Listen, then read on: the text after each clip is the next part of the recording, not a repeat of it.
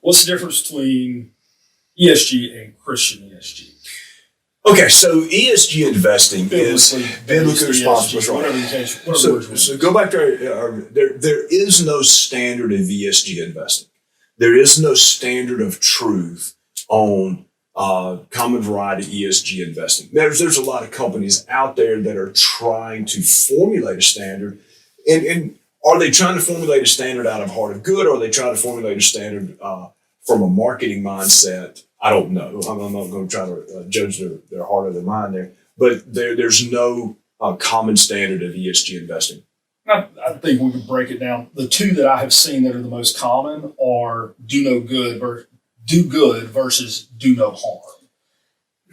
Yes. And even in that, it is a little problematic. It is problematic because how do you measure do good? Right. I mean, we ought to talk about impact investing before we get done, but there's no measure of do good unless you're getting into impact investing, which if you're talking about public securities, there is a set of responsibility to the shareholders on public securities, right?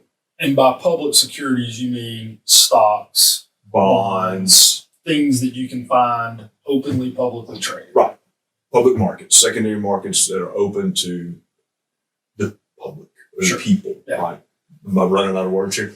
All right. So if you have a broad set of standards for ESG investing, a biblical set of standards starts to narrow it.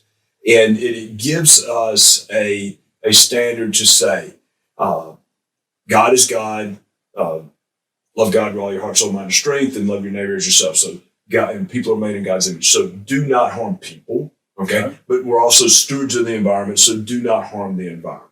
Okay. So we now have a set of truth. We have a standard of truth that God has laid out in his word and said, okay, this is a standard that we can do business by. So it starts to narrow what our set of standards are. So it starts to narrow our set of standards.